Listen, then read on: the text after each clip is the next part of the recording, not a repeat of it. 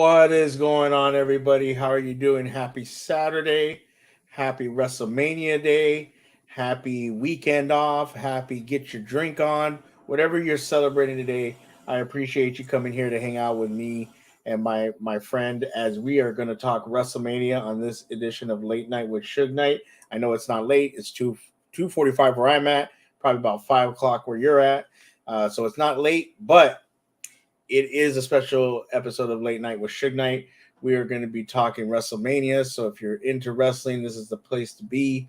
We're going to be talking about all the matches, giving predictions, what we think is going to happen, possible surprises, and yeah, just talk. If you have any questions, you have any comments you want to drop right here, you can drop them in the stream elements. Send it in. It helps support the show. It helps keep this thing going, and I appreciate the support from all my people out there. Really appreciate you. The buck stops here. Thank you, Buck. Appreciate it. The intro is fire. Really appreciate that. My man Bronny, who's usually on screen with me, he's supposed to be here, but he declined my offer. But it's okay. That's fine. It's all good. But real quick, I am not alone. I have a special guest with me. She is a good friend of mine. We met through the Schmodown. If you know about the Schmodown, you know I was big into that. We became real good friends. She is a hardcore wrestling fan like I am. She actually does her own podcast on wrestling, which is Aftermath. So if you are into wrestling, make sure to check her out. Her and her co-host King Slayer. They got a lot of upcoming stuff.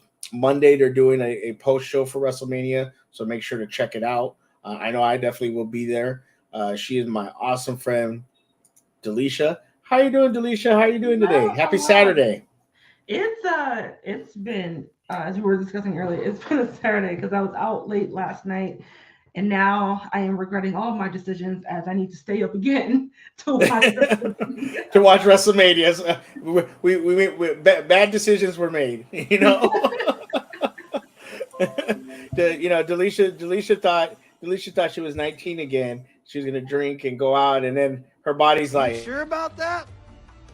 You sure about that? You sure about that? You sure? That was definitely true. I am legit drinking electrolyte water right now. Rodney, I always have to show shade at you. I gotta throw shade at you. But Rodney's my boy. I appreciate him. Jeremy Miller, he says, "Happy WrestleMania weekend." And look, he's Delisha. Hi, Jeremy, Jeremy. also part of the Schmodown community. Big Reg, what's up, Big Reg? How you doing? Hope you're having a great day, sir. My man, he was already asking me. I was streaming earlier, playing Magic. There were some things going on that I wanted to play, and he was like, "Are you ready for WrestleMania?" And I'm like, "Dude, I am so excited for WrestleMania! Like, this has been one of the first times in a long time that I've actually been super excited for WrestleMania. Like, I get excited for WrestleMania and I'll watch it, but I'm not like over the top. Like, oh man, this one I am like, I've been tweeting about it. I've been watching TikToks. I've been talking to people about it. I've been doing all that. So I'm really excited about this one. I think there's a lot of good matches. A couple, couple matches, but that's okay. That's okay. There's WrestleMania. It's now 2 nights. Usually it's one night, and they realized when they did it that one time. I think it was when Kofi won, right? When they did that, where they did almost, it was like a 6-hour show. People were dead by like hour 3 or 4. It was such a long show. So now they've made it 2 nights, which is smart.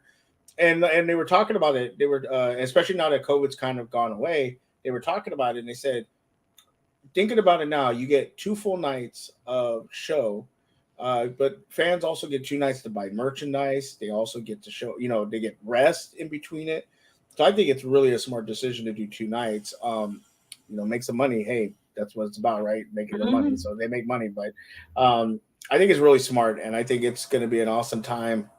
Which it's going to be starting in about an hour 15 to 2 hours. I think they start at 5. There's a lot of pre-gaming going on. They're doing some shows. I don't know Friday Night SmackDown was last night. I didn't get to catch it. We were talking about this offline. I didn't get to catch Friday night and the Hall of Fame. We do know one thing that happened. We'll talk about that when we get to the match. That's going to be on. I believe it's tonight's card, if I'm not mistaken. Yes, tonight's card. So we'll definitely be talking about that. Were you weren't able to catch Friday Night SmackDown, were you? I was not, and then woke up too late to catch the replay because because I woke up and then had to get lunch, and then it was like right into NXT Stand and Deliver. So, yeah, for sure. Big Red says, yeah, it's some good one lineup. The triple threat for the IC title is going to be crazy. Yeah, we're going to definitely talk about that match. Bronny agrees. He said, I thought 2 nights was a bad idea, but I absolutely love it. It makes the card bigger. And it also gives spotlights to some of the smaller matches. Like tonight, the United States title, like that's the main event. Which I think Rhea Ripley and Charlotte should be main event. That's just me, but it gives a spotlight though on the U.S. title. And a lot of I thought they were opening the show. Are they opening the show? I'm not sure. I think they're opening the show. Okay, because you know what, the way they listed it, it seemed like that was the main event. So I'm wondering if I'm going backwards then, because I did it based on. But see, that's weird then, because the one show they had listed was the Braun Strowman. That match was the last match on the thing. Is that so? That's not. Oh no, that is definitely not closing. That's what I'm saying. That's what I'm saying. That should be. I think that graphic was just to list the cards and and I think they were trying to give the illusion that like because John Cena's back, like that's like kind of like the marquee match a little bit when it's not. I don't know if they're gonna give it to Rhea and Charlotte, or if they're gonna do KO and Zayn as the that's the thing. That's a good one. I think Dominic Rey Mysterio should be number 2. If it's not Rhea Ripley 1, if it's Rhea Ripley 1, then I want Dominic Mysterio 2, and I'm fine with John Cena 3 or opening the show. That's fine. But I thought that would be the number 1 because it's John, like you said, it's John Cena. He's opening it. Okay. Yeah, because I could have sworn they mentioned it on Raw, but there was like they did on social media. I'm pretty sure they said they were opening the show. Unless I misinterpret it and they're saying like that. I mean, if it's opening match, hey, it's a fire opening match. You're starting off with a Hall of Famer, obviously, in John Cena and Austin Theory, and it's going to be a good match. So we'll see. But hey, we'll start off with whatever I have listed, and hopefully that's the order. If it's not, hey, it is what it is. Mike Deacon says I got Owen over Brett, Bam Bam, and Luna over Dink and Doink, Macho over Crush. You know what? These are some great old school. Yokozuna versus Lex Luger by DQ. Facts. Earthquake squashes Adam Bomb. Razor over Sean. Hey, those are some classic matches right there, actual matches. So I like the detail that you just didn't make up matches. Those are actual matches that happen. So let's get into it, Alicia. Let's start off obviously with this one. And I said like whatever. The Braun Strowman Ricochet versus Street Profits versus Alpha Academy versus the Viking Raiders. I will say the storyline coming into this is obviously the Street Profits. Will they split up? They have been teasing this. There was when Bianca Belair got hurt, and I forget his name, excuse me, but her boyfriend. Montez. Montez, yeah. And how he was kind of not in. Is it Montez's Bianca Belair's husband? Yeah. And then the other one is Angelo Dawkins. Okay, so Dawkins is the one in it was on Raw where he kind of acted like he didn't want to be there, and they thought that was going to be the breakup, right? Yeah. Okay. I want to make sure because I remember that was a while ago now. But the storyline behind this one is pretty much will the Street Profits break up? Obviously, like Bronny says here, Montez is a superstar. And they had been teasing that because I think he even went on a kind of a singles run while they were still a tag team, and he was getting pops and getting very good reaction from the crowd. Yeah, because I think Dawkins had a minor injury at the time as well. Yeah, So, yeah, so they were doing. So he was doing a little single stuff, and he was doing a real job. Yeah, a little test run. So with this match, I mean, like I said, it's nothing special. I mean, it's a good. It's probably going to be a really entertaining match. Whenever there's Ricochet, Alpha Academy is really good. Viking Raiders, I haven't really been following too well, but I know of the Street Profits and obviously Braun Strowman. Who do you think is going to take this match, or do you think it's the story? Is there going to be more of a storyline match, meaning there's not really the winner doesn't really matter? It's about what the story is. Yeah, that's my problem with this match and the women's tag team match is that I know they're calling it like a tag team showcase something or whatever. And I understand it is it's a showcase their tag team division, but it doesn't cost them much to be like, hey, this is also for a number one contendership for whoever will be the tag team champions after Mania, as to kind of give them something to fight for. Like I know Mania is the thing, like you wanted to see on the card, but it kind of gives them a reason to really want to win. Yeah. They might retroactively do that anyway, whether they announce that tonight or in the coming weeks. But I don't know. It's like each one of these teams. Well, I don't care for Braun Strowman in general, and I also don't care about being in a tag team with Ricochet. But the other three are all really good tag teams, so they kind of do need this showcasing a little bit because it's the belts have been co-opted by the Usos and by proxy now Sammy and KO. It got the other tag team got like pushed to the wayside. So it's good that they get to showcase them. I do think it might be between Street Profits or Alpha Academy, possibly. Just because I know either one of them can put good programs on. Not to say that Viking Raiders and Strowman and Ricochet wouldn't, but I feel like those two are the strongest, especially going up either against the Usos or Zayn and Owens at some point. It'd be a really good matchup between those two teams. Alpha Academy is interesting because they're doing the whole like Otis thing with maximum male models, and there has been talk about them splitting off for a little bit and giving Gable some more of a singles push because the guy's freaking great as a wrestler. And Otis is really good at being like that comedic relief and would fit in with the maximum storyline as well. So it's all very interesting, but I think I'm gonna go with. Actually, I think I'm gonna go give them Alpha and maybe they'll probably get one more shot at the titles, and then if they don't win, that might be starting to branch off. Profits, they need something to do, but I don't know if they're pushing them back towards tag team contendership at this moment.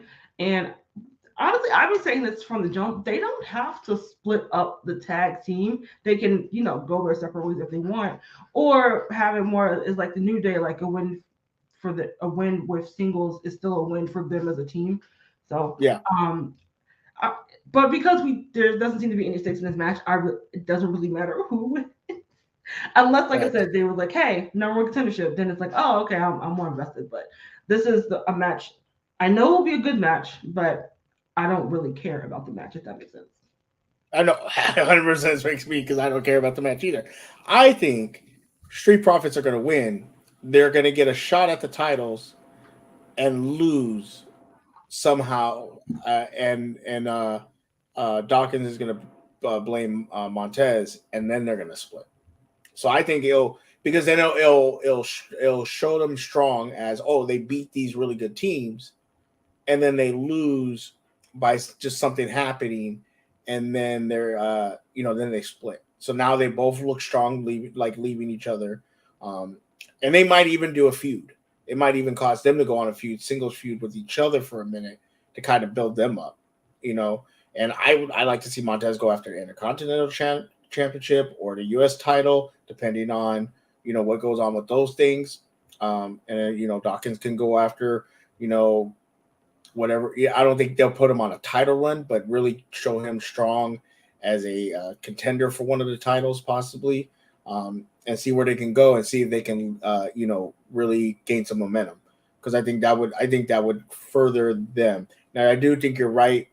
The tag team division, I think whatever happens with the tag team match with Sammy and KO and the Usos, I have a feeling we're gonna get a split. I think we're gonna get the title split. Hopefully, Yeah. that's gonna happen because there's rumors, and Big Reg talked about it. There's rumors if Cody wins, he's bringing back the wing belt.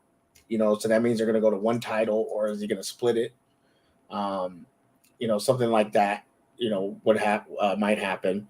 So if he goes to one belt, does not attack, because then you're gonna probably unify all titles. Well, you already have the heavyweight title unified, but do you make all the titles one single belt and then have it goes? You can be on both Raw and SmackDown, or do you keep them separate? Because they're not really doing a brand split right now. They're not really, doing the whole brand versus thing that we were getting years before. So I wonder where they're going to go with this, and where Triple H wants to kind of take the belts, and supposedly there's a big rumor that on Raw something big's going to happen.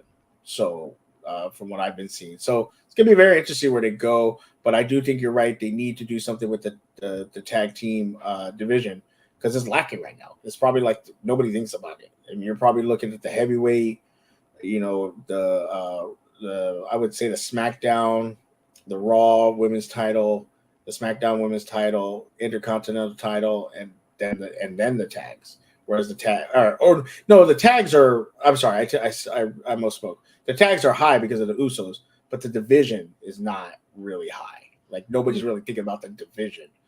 So I think they need to figure out and do something with that. So I think you're right. I say Street Profits wins this, and then they get a shot at the titles, but lose and split after that. So yeah. All right. Let's go to the next one. This one I'm excited for. And this one I had to even get the photo. Where's it at? There it is. I even had to get the photo. This one, look at Delisha. I know you're a big wrestling fan.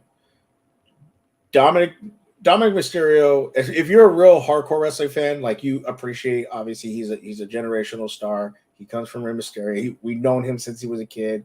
When Rey Mysterio and Eddie Guerrero were doing their program, so it was nice to see him and his dad do things together. It was dope. But then when that kind of wears off, you're like, okay, this guy, like, what is he gonna do? And people were just not into him. And then they made this decision for him to join the Judgment Day. And now yes, the jail character is really funny. It's kind of cheesy, but he's gotten so much better on the mic. His wrestling's always been really decent and good.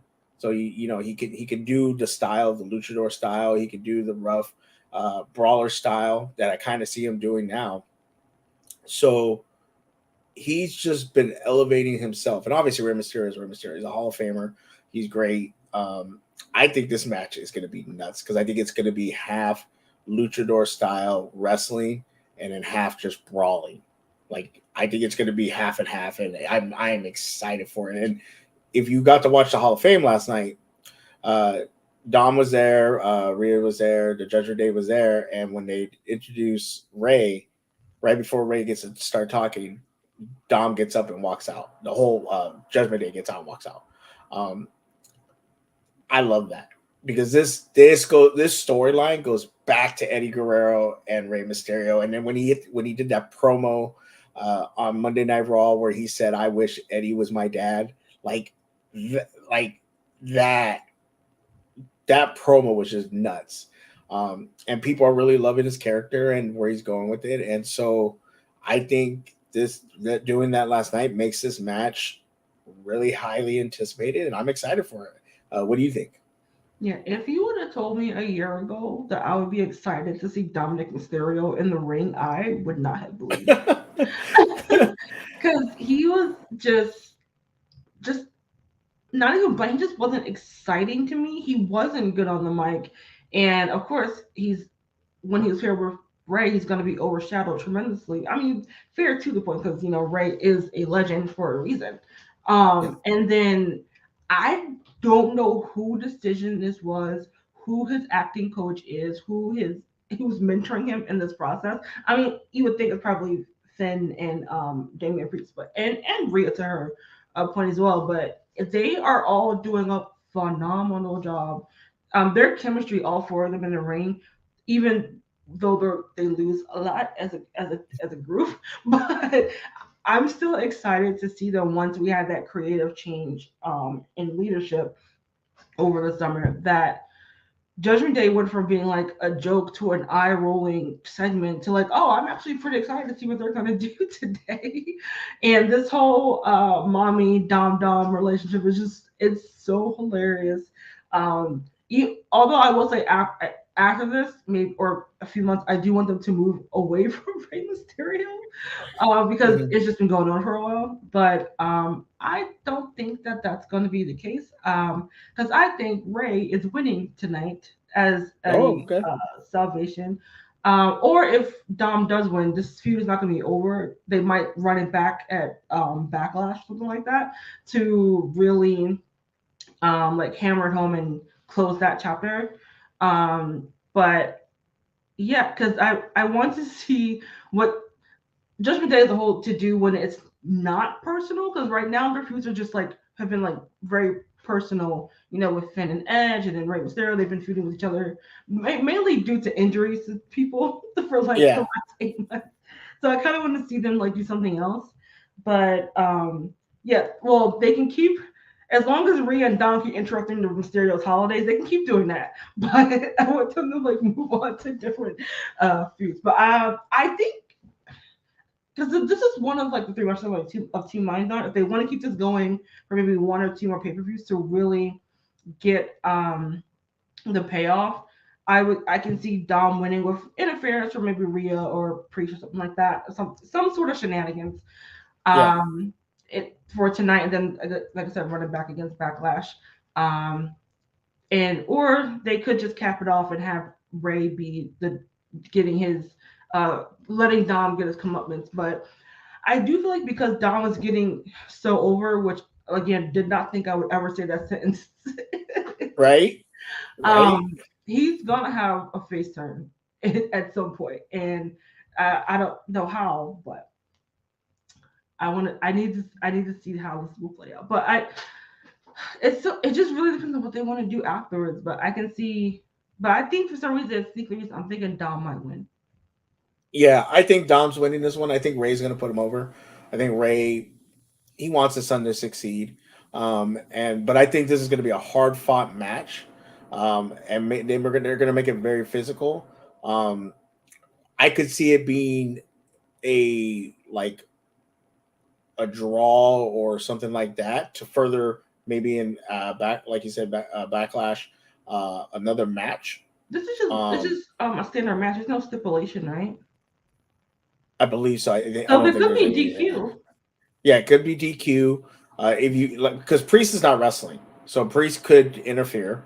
You obviously have the group that's sporting the LWO now. Oh yeah, Legado del Fantasma. Yeah. Yeah, they could now. What if Dom got to them? They come out to help, and then they turn on Ray. Oh wow. And Dom forms his own, not within the Judgment Day, but his own group. Now he's got his guys. That would be kind of dope. But I think if we don't have any of that, I think Ray puts Dom over. And either because I hear conflicting reports. I heard this might be Ray's last match, but then I hear he wants to wrestle till he's 50. So I keep hearing, different things. I think you put Dom over, and then you can have some more hardcore hardcore matches with them, even to the point that you could do a steel cage match, not a Hell in a Cell, but a steel cage match at a pay-per-view. You can do something like that to kind of really push home the point that they're done and over with. I think his face turn comes a while down the road where he starts to really get some momentum, and then the Judgment Day turns on him. Whether it be like Finn turning on him or Priest, and then you might get a face turn, and then he kind of goes off his own. I think him and Rhea have been great together. So I don't want to see them I don't want to see them split up, but I do kind of the Judgment Day, like you said, they're good to get all together and everything like that, but either make them a real strong faction or break them up. Yeah, I think eventually, because of the tide turning with the fans, I think the whole group might turn face. Especially because, well, I think a lot of it is because of Rhea, because the fans really love her. So Yeah. So I think eventually, that's what I'm saying. A lot of this, the Judgment Day can come out of WrestleMania looking very strong. If Rhea wins, if Dom wins, they look very strong. You know, and people are, like you said, people are starting to turn the page on Dom, and they're like, no, we like him now. So you can really push them as a dominant, you know. And then if Priest gets back to not being hurt and he gets back, you have him winning some matches. Depending what happens with Finn and Edge tonight, you know, that's a Hell in a Cell match, which they're trying to get. They're because they got away from the pay-per-view now, but they're trying to make that match almost like a special occasion, or like this is when it's the last resort, we'll go to Hell in a Cell. You know, I don't think this Hell in a Cell is going to be as good as Cody and Seth, but I think I'm going to be very excited about this Hell in a Cell, and we'll talk about that match in a minute. So, so you say you got Ray winning or Dom? You got Dom. Okay, we both have Dom winning, but maybe some shenanigans going on or a DQ type of finish. Yep. Yeah, I agree with you. All right, the next matchup is this one. I didn't have a photo for this one. Seth versus Logan Paul. I don't know how you feel about Logan Paul. I really heard you talk about him. I don't care for him. You okay with him? You don't care for him? No, I mean, hey, some people don't. He is a natural athlete, so I've been impressed with his wrestling. Yeah. Obviously, I was gonna say objectively, he's great in the ring, and I hate him for it. Well, because it's like, all right, I don't really care for this guy. I just want him to like be awful. Hopefully, nobody gets hurt, and then he just goes away. But it's like, no, he's actually pretty decent in the ring. God damn it, no, stop it! Like, don't be good. But it is what it is. I think he brings a lot of eyes because he's obviously very popular. He has and he's had some good. If you ever watch his podcast, when WWE stars are on there, he has really good interviews with them. Really connects with them and things. And he's saying all the right things.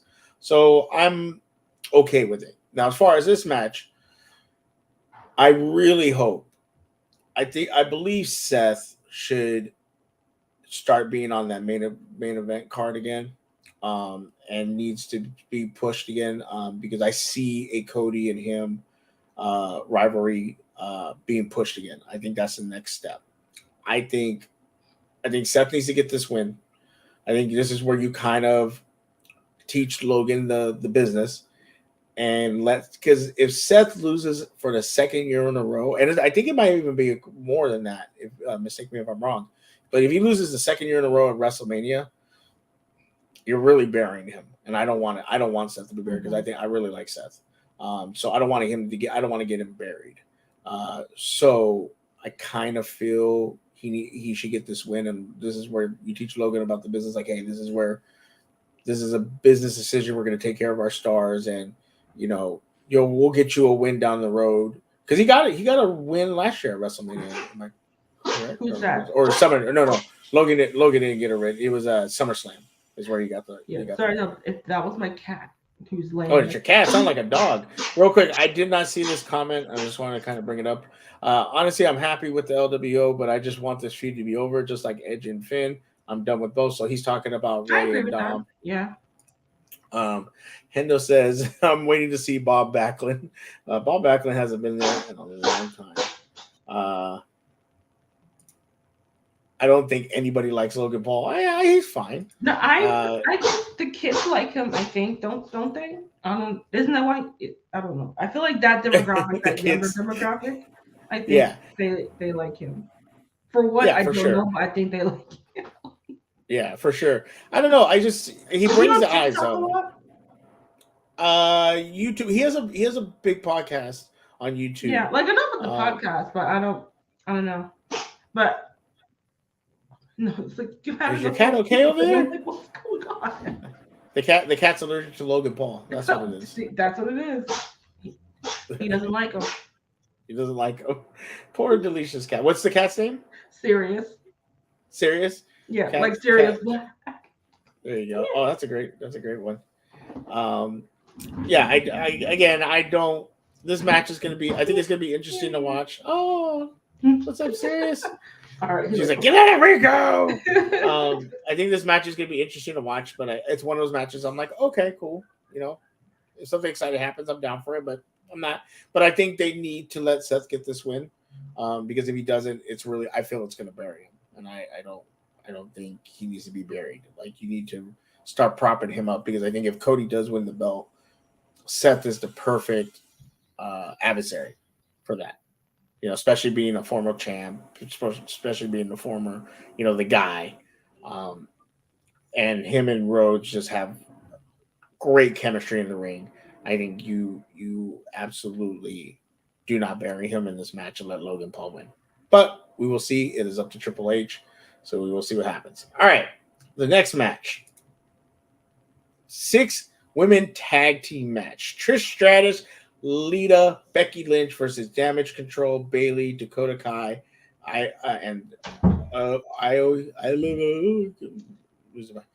Sky. I'll just say Sky. There we go. Yeah, Io Sky. Thank you. Appreciate it. Brian says, agree, Suge. Seth is much better than this. Logan needs to go away. Yeah. Well, Brian he's does not like Seth Logan contract, so he's not going away anytime. Yeah, he's not going away, but I just don't think you let him win this match. Yeah, like I said, Okay. Logan's great in the ring. I won't take away from his athleticism. Him as a person, however, I don't agree with him. But I wouldn't I think they're gonna have a really good match. And yeah, for sure. Now this match, this is very interesting, because as much as I love when they bring the older school wrestlers back, especially these Trish Stratus, Lita, obviously were pioneers in the women's division. The belts, you're not defending the belts, and you should be. Now you're lessening the belts, and I don't like that. Obviously, a lot of people were like, "Oh, Lita," I get it, but it's kind of cool that she's got a belt, and with Becky, and that's dope. But you're just lessening the belt, the women's tag team belt, and it's just kind of like, okay, what are they there for? Now, am I gonna watch this match? Absolutely, because I want to see how Trish Stratus, she's getting up there, and Lita is getting up there. She's a little stiff. Her moves are not as Delisha left. All right, she should be back. We'll continue going. This women tag can go too. No, I think I'm gonna watch it, because I've always been a big fan of Trish and Lita. Obviously Becky Lynch is great. I feel bad for her, because she's gone from and she's back. I have no idea what just happened. All good. It happens. I was saying that this match, obviously I like Trish Stratus, I like Lita, and Becky, obviously. But Becky is kind of fallen out of the main, like the women's main title run. And I feel bad, because 2 years ago, she was on fire. Like, she was the person. But when she stepped away to have a baby, which is great, like, that's a great thing. Like, she just lost all that momentum, and I don't know if she's been able to get it back. It's just, she's still good in the ring. She's still good on the mic, but something happened. And fans are not just, to me, are just like, okay, she's there, she's cool, no problem. But they're not like how it was 2 years ago when she was the man, and all that thing. What do you feel about this match? And obviously the title's not being defended or anything like that. It's almost because they're not being defended. It's almost like, why take them off Damage Control in the first place for this? If this was the plan to do a 6-woman tag match, like you were saying, I like Trish, I like Lita. I do think this is kind of like giving them their flowers again, giving them that opportunity to have like a big stage like match on Mania. But they didn't. I don't know why Lita and Becky had to become the champions for this to happen. I don't know, but I do think this will be a good match. Okay. I haven't been as high on Damage Control lately. This part, it might just be more of the booking than anything else, but I feel like Kai, Io, and Bailey together are they're I don't know. I really can't put my finger on like what's happening, but it's like they're not meshing to me. Like I said, it could just be the way they're being booked, but it's not meshing in a way that I thought they would when they first came together. Honestly, I can see them splitting up pretty soon, or probably if they lose this match, splitting up after this. I don't know, and just let Bailey do her own thing because she's just so amazing in her own right. I feel like now she's kind of like the underrated, like forgotten fourth horsewoman of the quartet, but she is legit the Swiss Army knife of the four. Like she will do whatever is asked of her to make Yeah. something work. Like this whole like annoying the ding dong hello character, like it shouldn't have worked, but she made it work. And unfortunately, injury took her out of the picture. But yeah, I want to see her do more. Yeah. And like you said, once Becky came back post having a baby, it hasn't been the same. But like the person in chat said, Bianca Belair happened, and she really is their biggest star. Yeah, Rodney So- made sure Bianca Belair happened. Yeah. Yeah, And so she's. Rodney is just hating on people. He's like, I hated Trish. I always want, like Lita did more. you hate her, or hate her because she was so good at her character being the heel? Like that's a difference. Yeah, I liked Lita more. Like when Lita Same. became heel, I gravitated more toward Trish. But when Lita was the babyface, I liked Lita. I there's very few heels I like. Obviously there's like Nation of Domination was one of my favorite heels. DX, but then they became kind of babyface. Obviously Stone Cold was, he was meant to be a heel. Became the most popular wrestler, babyface of the company. So I tend to go to the tweeners mostly, but I'm more of a babyface kind of guy. But uh, Bianca Belair, like you said, she's the face right now, I'm gonna bring this up now, but I was gonna bring it up when we talk about the match.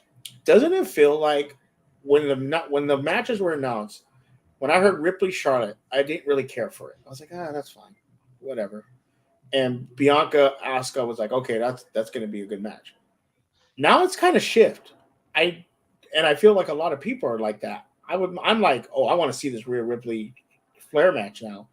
And the Bianca Belair and Asuka match is kind of feels like it's not like nobody's talking about it. Oh yeah, no, and I feel bad. That was something I was going to bring up too. So like we can talk. I can go into more detail. I mean, detail more about it when we get to that match. But yeah, I do feel like as well, it happens a lot. A lot of the women's matches aren't really getting the best of. Honestly, you know what? For a lot of this card, it's not the best of builds for these matches, with the exception of the Bloodline and Seth and Logan Paul. They've gotten a pretty decent build. But everything else is kind of like we knew about them, or we were just waiting for them to announce it to happen. And then it was like once that, just like, oh, okay, yeah, it's on the card. Oh, cool. Probably going to be a great match, but give me some more stories, some more building. We were just having random matches between Raw and SmackDown stars these last couple of weeks. Yeah, for sure. And this Bianca Belair match should be very hyped because Asuka Asuka, she's very talented. She the streak, not the streak, but she was undefeated. Lost it at WrestleMania to Charlotte, right? I believe, yeah, it was Charlotte. And it's like she came back as now more of the heel persona, not really the nice Asuka, goofy Asuka, and so it's like I want it to be more storyline. And then here comes Bronny. He's like, I'm very hyped for it. Well, because you love Bianca Belair, which I am. I think she's a star. I hope that after this WrestleMania, they're able to build more story. If Asuka loses or Bianca loses, that they can build a kind of a rivalry now. Because I think Charlotte and Rhea Ripley is going to be a rivalry. I think that booking's going to go on for a while between them two. Personally, I think that's going to be a feud for a cool minute. Big Red says Trish to me was never any good in the ring, but they gave her more credit than she deserves because she's old with big. Wow. Okay. I mean, he's out here. He's not wrong. True. But that's not. But that's also not to discredit the work she put in to get better. I feel like that's probably what made me a fan of her because I always, like you, preferred Lita over Trish, maybe because she was different in doing all the high flying moves with the Hardys and stuff. But especially as I got older, I appreciated her not wanting to stick to the status quo and try to be better in the ring. I mean, she's still. I mean, even though she's touted as one of the greatest women's wrestlers of all time, I don't know if she cracks the top 25 wrestling capability. Characters for sure. One of the best characters and wrestling. Yeah, for sure. Characters and what is it called? Impact. Definitely. Yeah, for sure. Yeah. Definitely. I think that's why she would be in some people's top 10 for those two reasons and not really wrestling capability. But, everyone has an opinion. I'll take Mickie James 100 times over Trish. Let me tell you something. Not as a kid, I was probably a little older. I think might have been out of high school. But when Trish Stratus and Mickie James wrestled at that WrestleMania and Mickie James did that thing with her hand, you can't find that video anywhere. They have taken WWE has made sure that thing is scrubbed off the earth because you can only find like maybe 5 seconds of it or like a really crappy version of it. That was one of the best matches and storylines, and I love that in the first Royal Rumble when Trish got in and her and Mickie were both stood up and the crowd went nuts because they kind of forgot about it. Not forgot about it. It's been so long, but when they both stood up, people went nuts. I don't know if you remember that first Royal Rumble, but Mickie just stands up and they both turn and look at each other, and you can hear the crowd like cheering, and then all of a sudden they realize who was looking at each other and they start freaking out. It's one of my favorite moments of wrestling. Is that? Big Red says. Sorry, go ahead. No, go ahead. Oh no, I was just gonna say, and I think that's why they her and Lita or Trish and Lita have been like brought back to put in this match because of their impact on the division, and they didn't get opportunities like they are getting, like the women are getting now. I mean, the women can still get way more opportunities that they're getting now, but it's more than what we've gotten like even 10 years ago. So I am appreciative of that fact, and it is going to be like a really like cool moment for, I think it's tonight. No, that's tomorrow. Yeah. I think it's tomorrow. Or I think that match is. Let me look. That match is tonight. Oh, okay. Yeah, so I think it's gonna be a really good moment, and I really hope they get a chance to like soak it in.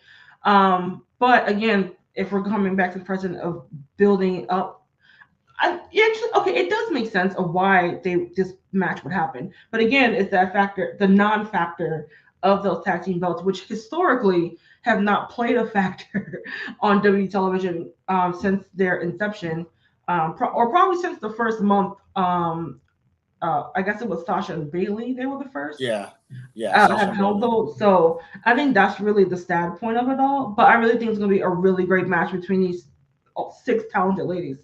And I'm, like I said, in the build up to it, not that into it, but I'm pretty sure while the match is going, I'll be into it. There you go. Here we go. This is what's going to happen. Trish turns on Lita, and then they have a couple matches on pay-per-views. That's what happened. No, they're not gonna. They're not. No, it is. I think, but I think most likely Trish, Lita, and Becky are probably gonna win this match, unless is the beginning of the end for Damage Control. Yeah, unless you want to make Damage Control look real strong, but I don't think they'd do that to Trish and Lita. Have them come back and then be like, no, you're gonna lose at WrestleMania. So it'll be interesting. All right, the next big match. And I didn't get a picture for this one either. I did not do my job. The undisputed tag team champions, the Usos versus Sami Zayn and Kevin Owens. Now, I'm gonna go in a little different direction here, okay? Because I think this is gonna be a phenomenal match. Do you see? There's rumors, there's things like that. Do you see Kevin Owens turning on Sami Zayn in this match? In the match itself, I don't know because he's been very interesting in how and what he's been saying in his promos. Because I don't know verbatim what he said, but he was like, "Hey, like the fans, they want to see you. They're cheering for you," putting that emphasis on like you, and it's like, um, giving the hints that much like their whole relationship in wrestling, he's going to turn on them. Yeah, Um, because this kind of also flows into the Reigns and Cody match because it's like I don't because there's like five different versions in my head of how this can go. Like they could still all retain their titles and we keep this going on for however long they can keep it going, or the Usos retain their titles and Roman win and they start looking at him shitty like, hey, you big Us, why you losing your title? Or flipping it the other way, they lose their titles, he retains his, and that becomes a factor in. That is like the frustrating and genius thing of this whole bloodline storyline is that there's so many ways it could go. Like even us as wrestling fans and being in the know of things, it could all go. We think we know how the script is gonna go, but do we? We really don't. And I'm happy about that because, especially in this day and age of everything being either leaked or talked about, like there's not a lot of surprises anymore. I mean, it surprises me because I try to stop watching those videos or listening to those reports because yeah, as a wrestling fan, I like to be surprised. I don't want to know these things. Like, so surprise me, so I can have that shocked face factor yes. when something surprising happens. Um, I I'm about to say like Cody, like finish the story and have Zayn Zayn and KO win because that would kind of close that chapter for this section of the Bloodline feud. And I know people like are hating that it's not Sammy versus Reigns in the main event. I think they've gotten over that. I think so. Okay. I think so. I think Cody's really over. I think Cody is really, really over. And I think a lot of people want to see him get the belt, fulfill that destiny for his dad, and then they can kind of shift it to wherever they want to go or however they, whatever. I hope they don't do him dirty and he loses the belt like the next night or, whatever. But they have let him hold on to it for a little bit, and then if he loses, he loses. I'm okay with that. But I think when it comes to this match, you're right. It could go in so many different directions. And like you've been saying, Kevin, the way he's been talking, it's all about Sammy. Does he turn on him?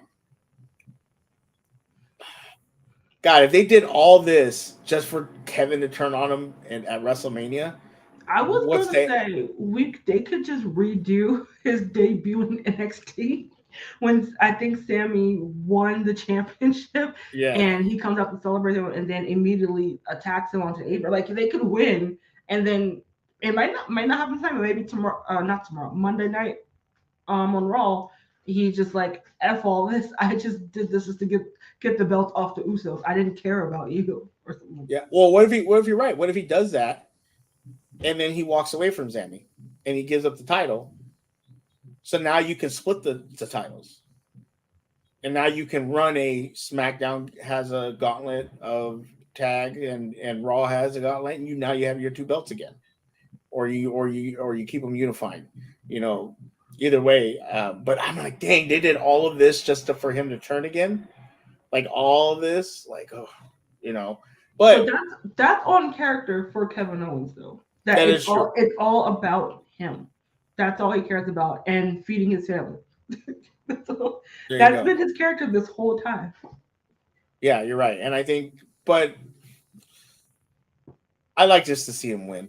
I like Oh just to no, see Kevin, same, Sammy, same. yeah, just have him win the I would love belts. to see them have a little bit of a run, and Yeah, then we can do whatever. because you could build up this Uso versus Sami Zayn and Owens very well, because they already got some because of the Jay and Sammy thing, and things like that. So you could definitely build it. But you're right. It's just like, does Kevin turn heel on them? in the match or after or something. Man, who knows? But you're right. It would be very on brand of KO to turn heel on Sammy like right after they win or right after they lose or the Monday after. Um, I don't know, but I think my prediction for this match is I think I have Sammy and Kevin winning it. To be honest, um, this has been the best. This has been the best long running story in years. Yeah, it really has. So do you want to further it or do you want to end it? That's the question. And like you said, we don't know, which makes it more exciting. Like when you know, it's like, oh, okay. But now that we don't know, we're gonna be watching and be into it. So Mm-hmm. I'm kind of like on the fence of what I want to happen. But you know what? I'm okay with it. If the Usos retain, the Usos retain. They can build the story a little longer. If Sammy and Owens retain, the Usos can, still challenge them, and you still keep the storyline going. If Kevin turns on Sammy, I'm gonna be very irritated. I don't want that to happen because I'm gonna just like you just wasted this whole time of all this stuff just to turn on him. But you're right; it would be very on brand. So we'll see what happens. All right, we're gonna get into the next match, which is a very, very important match, and I do have the photo for this one. Charlotte Flair versus Rhea Ripley. This match is gonna be. Oops, can't believe I just did that. There we go. This match is gonna be. I think is as time. A lot of people are talking about how Rhea and this match wasn't getting the storyline that it deserves. I think it has it now. And I think this match is going to be very interesting. And you take it back to when Charlotte challenged her for the NXT title. She was a rook. Charlotte was very over the top, cocky. Very heelish. And now it's kind of reversed. Rhea's the really cocky heel. Charlotte's kind of the baby face, still kind of heelish, but tweener. But she's more, more. She would be considered the baby face of this match. Um, do they put the strap on Rhea? And do they say, all right, Rhea, you're going to be the person. You're going to be the main, between you and Bianca, you guys are going to be it. Or depending if Oscar wins that match, do they put the strap on her? What do you see happening in this match? It has to be Rhea's time. I wore this shirt just because I want Rhea to win. I wanted Rhea to win when they had their first match for the NXT title. Like Charlotte didn't have to win that match, but I digress. That's we're not there anymore. We're here. You, they are saying they're trying to tell us Charlotte's a babyface. But she does not act like one. No. Even the promo she cut on not on last Friday about how people perceived her and whatever. It was just like that was not. I don't even think that was very heel-ish promo. And the fact of the matter is, the fans are going to treat her like a heel anyway because they want Rhea to win. Yeah. And if Charlotte does win, she will not be a babyface anymore. The fans will make sure of it because they will boo her. Not because of Charlotte, but the fact is because they wanted Rhea to win. Everyone is Team Mommy. So it's Rhea's time. I think people were really annoyed because they wanted Rhea versus Bianca so much. Like that would be that's another main event in and of itself. But the story wise, it would make sense that Rhea would want revenge on Charlotte to take the title off for her. Fair enough. We and Rhea and Bianca, they're young, they're very talented. We're gonna get that. We just have to wait a little bit. It might be next year's Mania match. Who knows? But yeah, I don't know. I want Rhea to win. I think she's gonna win, and she also has to win. There you go. It's very interesting. Do we know any contract information on Charlotte? Like, she still have time on her contract, or is she done after this? I feel like it. I don't really know. Because Andrade is not doing good in AEW. Andrade wants to come back to WWE. Oh yeah, he realized it ain't greener on the other side. Now could that be a surprise that he shows up and bringing Charlotte in? I I mean, he was at the Hall of Fame ceremony last night. So, I don't know. I mean, if someone like if Dom tries to get involved, I could probably see. I mean, Charlotte has mentioned him on Yeah. in the promos couple weeks ago, and he was featured in her WWE Legends biography or whatever it's called on A&E. I mean, he was just mentioned as Charlotte's husband, not as a fellow wrestler, but he made an appearance. They could have knocked that out altogether. Yeah. But I don't know what his contract stipulation is with AEW, so I don't know. But I wouldn't doubt it. It would be adversary to Dominic, who we know is who's gonna be there. Ooh. What if Dom beats Ray, and then his next kind of opponent rival is Andrade? I feel like that would be a really good fit. That would be very interesting. That would be interesting because Andrade being, Hispanic Mexican, and I think that he kind of take the "do you disrespected Ray" thing, and he comes back and he helps. That'd be very interesting. But I think you're right. I think Rhea needs to get the strap. I think she needs to. But then what does this mean for Judgment Day? Because now this is a SmackDown title. They're not doing anything. They can move on. They can move over. They can move over. Yeah. And I feel like I've heard that they're still thinking about doing a draft or some sort of mix up anyway. So that would check out. But yeah, but they've kind of blurred the lines between a true brand split anyway as well. Yeah, that's what I'm saying. They haven't could done just show up and just be like, "Mommy's here, so we're here," and then go back to Raw on Monday. So it honestly it doesn't matter. Hi, brother. Huge love from Pakistan. Watching the stream with you right now. Stay blessed. Thank you. Appreciate the support. I cannot pronounce your name, but I appreciate it. Hope you are having a great day, and hope you enjoy WrestleMania today. Rhea needs a good title run. The fans have really turned on Charlotte. Yeah, And then what do you do with Charlotte if she loses the belt? Does she go? The thing is, they don't give us time to miss Charlotte being in the title picture. She's always thrown back in there. Oh, as soon as she comes back, it's it's like let her do something else. What is there for her to do? That's what the writers are there for. Like seriously, like what? Like if she has a feud with anybody. But this again, it goes. Well, SmackDown's women's division needs a revamp, anyways, because they just, they need some help, and it's not because the women there aren't talented. They're just, I don't know. A lot of them aren't getting over. There's Raquel. She's doing all right. The fans have seen behind her. They tried Liv, it didn't work. Shotzi, it's hit or miss. Ronda just, I don't know. Shayna, Ronda's only in this WrestleMania because of name. Like I don't know why she's in here. I personally don't know why she's in here. That's what it's just like Yeah, like that SmackDown women's locker room is really lacking in star power, and that's probably another reason why Rhea should probably win.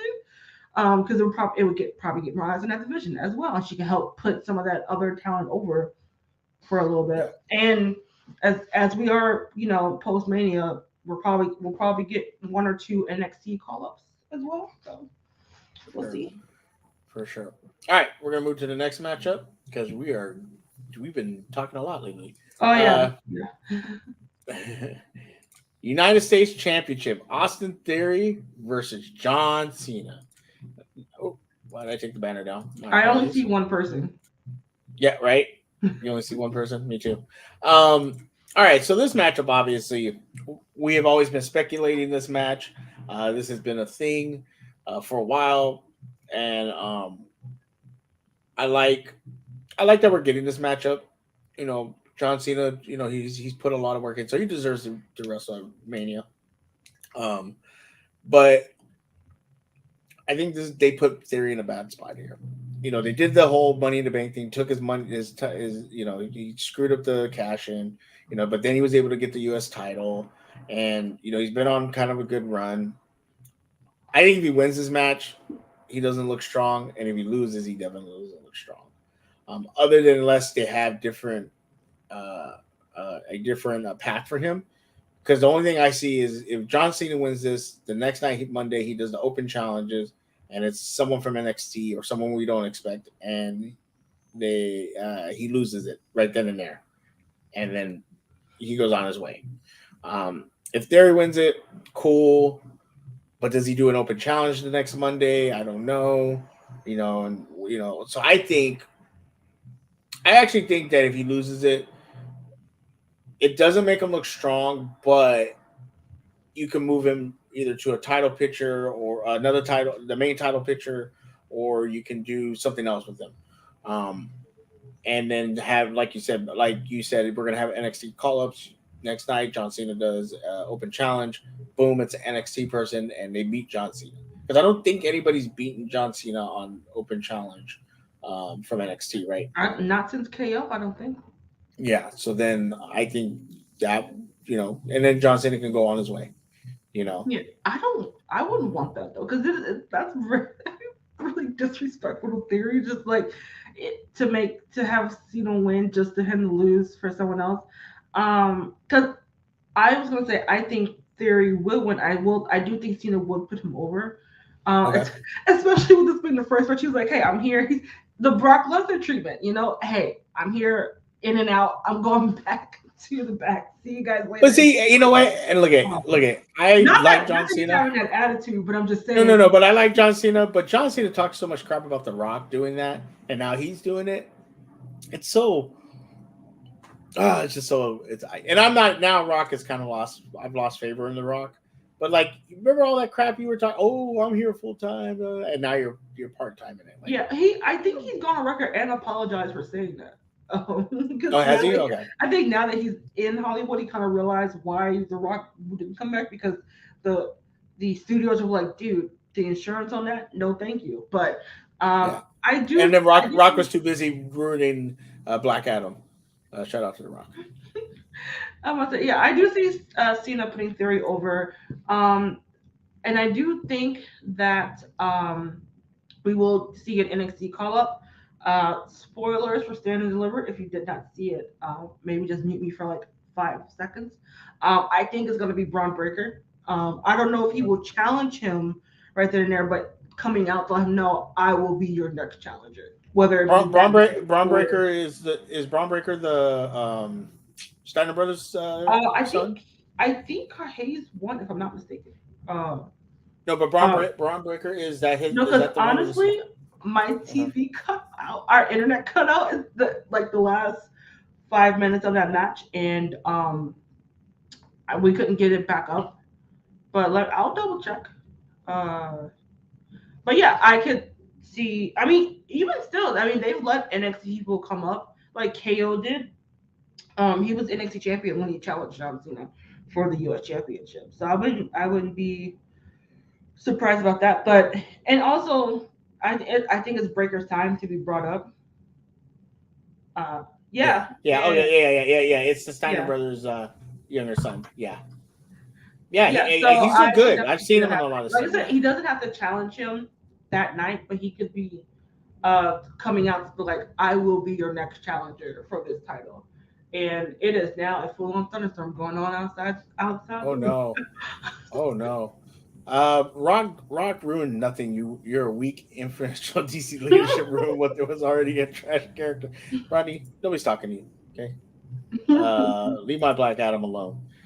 Okay, Alicia, that's the first night. It took a long time. So what we're gonna do is, we're gonna kind of run through these a little quicker. Oh yeah, okay, because I know you got the baby coming home soon. So we'll focus on the important ones, but we'll run through these real quick. And this is gonna be for the second night. I didn't realize that was only night one. So yeah, we can definitely rapid fire through these.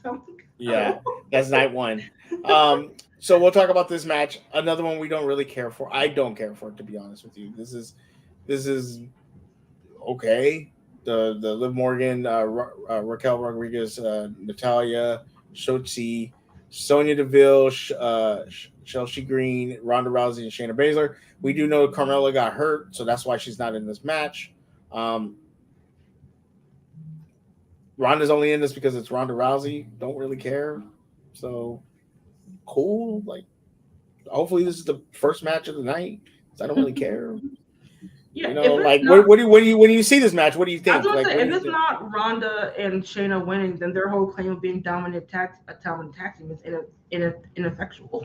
So, well, I mean, yeah, it was the same when she was a UFC champ. You know. I mean, that's true. I mean, I'm only in it for Baszler because I love Baszler so much. Like, Baszler is what they wanted Ronda to be, and she is just not, as in the ring, I should say.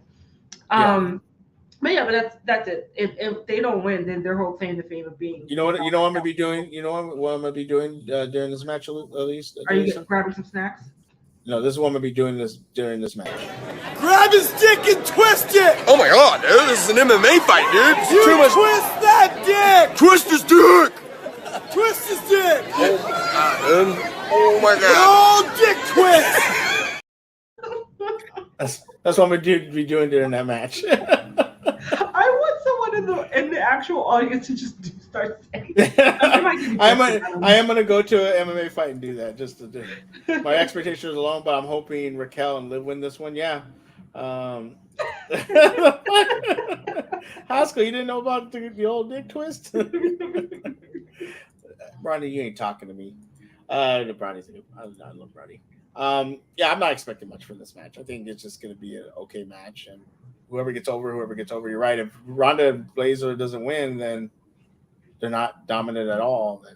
But then it kind of shits on everybody else. Like, I thought Raquel Rodriguez in the Royal Rumble did great, and they were going to put her on the path to the title, and then all of a sudden just nothing happened with her.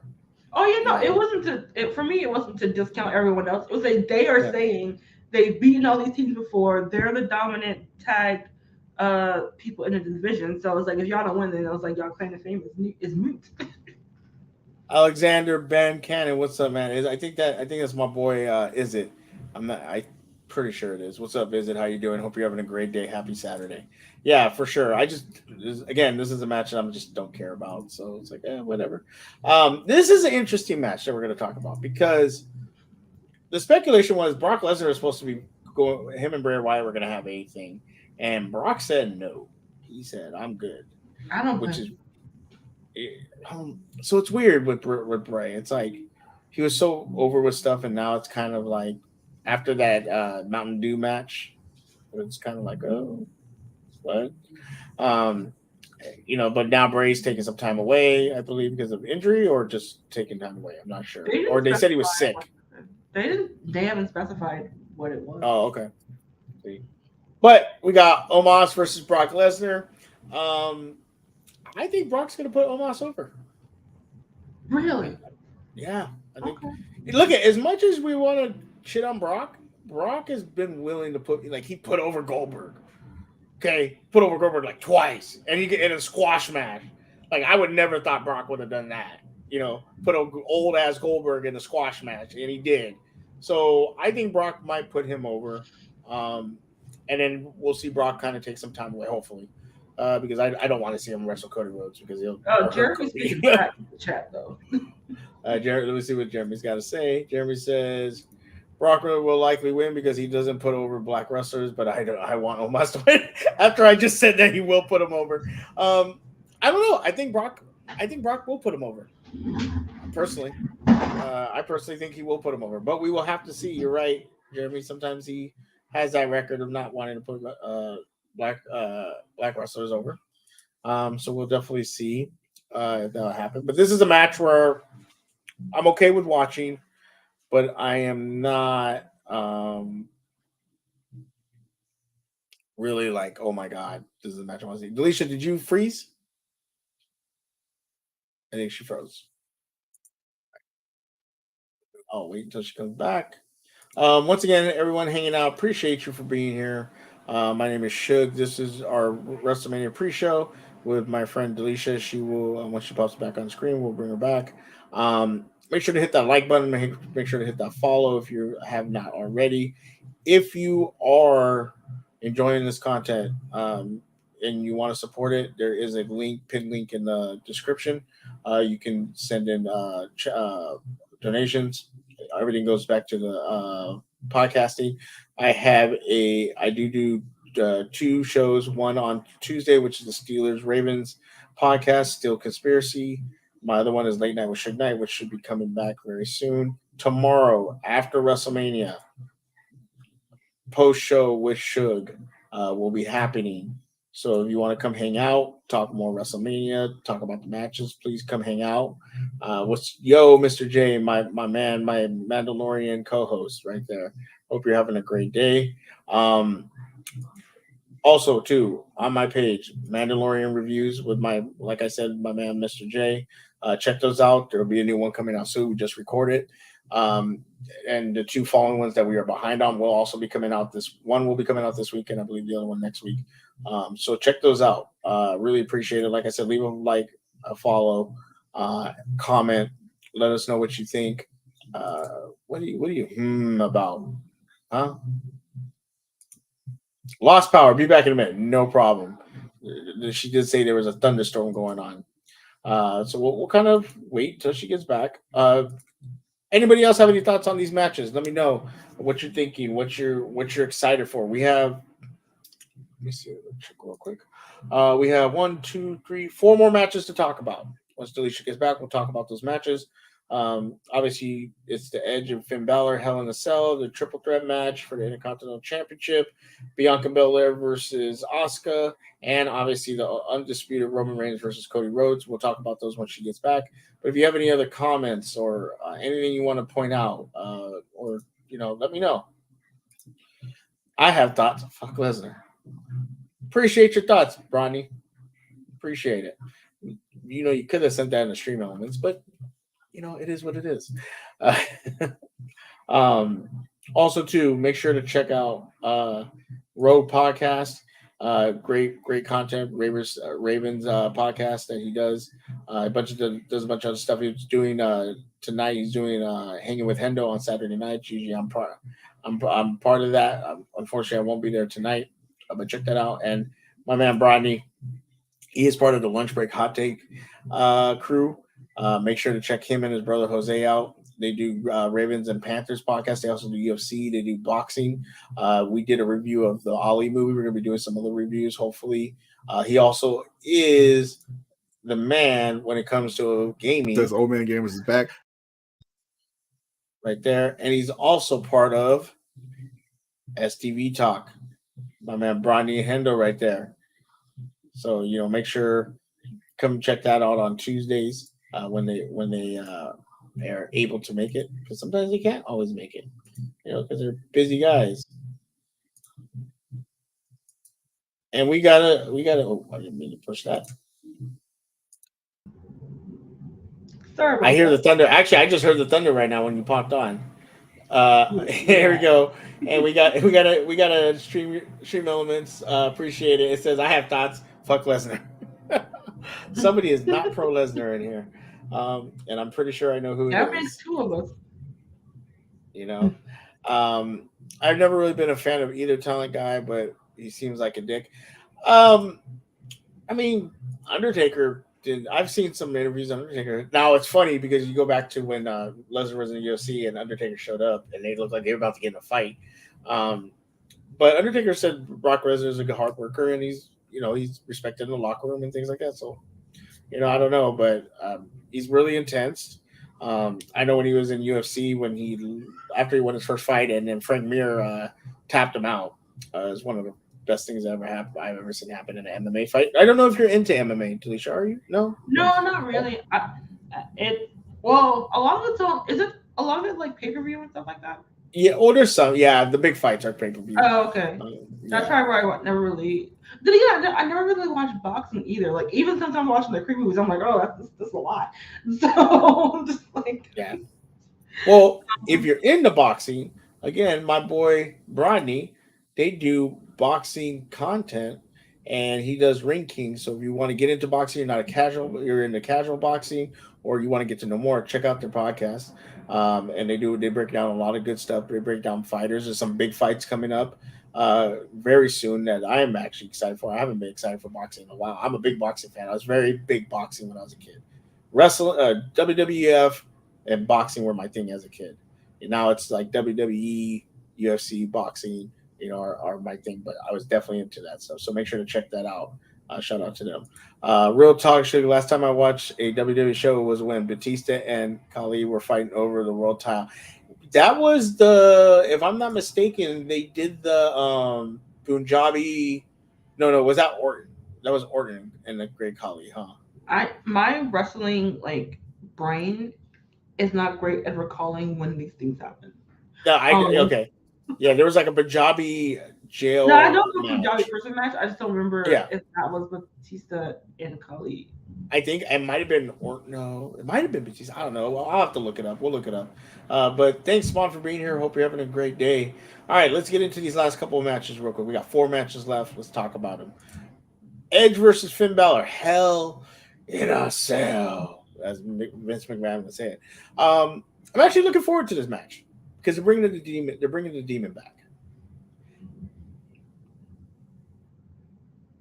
I have a prediction, but not for the match.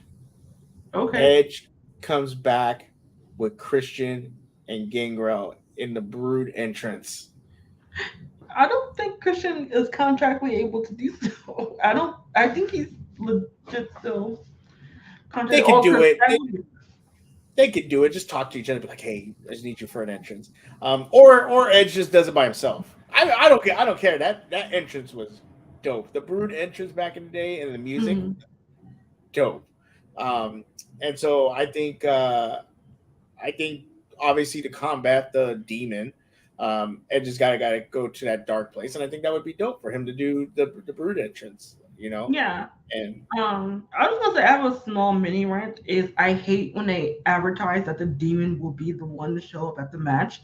I liked it better when he just did it and it was just like a surprise. Like I think the first match, the first time his first takeover, his first solo takeover, he did that and it was like, oh shit, man, that was great.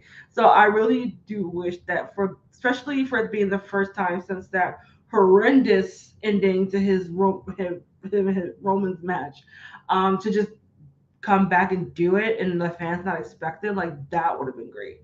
But no, they had to go and advertise and have a whole promo behind it with the visual effects. And I'm like, well, I'm excited just to see what makeup he'll do this time around. But now I'm just like, oh, it would have been fun to just see it happen. I think they got to do it because of the kids. They got to tell they got to tell parents, hey, if you're gonna bring your kid, just let you know there's gonna be a demon there. Just FYI, just let you know. I think that's why they're doing it. But at the same time, it's like you're right. Like, why that would have been dope. We didn't know, and then the music goes off, and he does the whole entrance, and you're like, oh, go crazy. So yeah, I think you were right about that.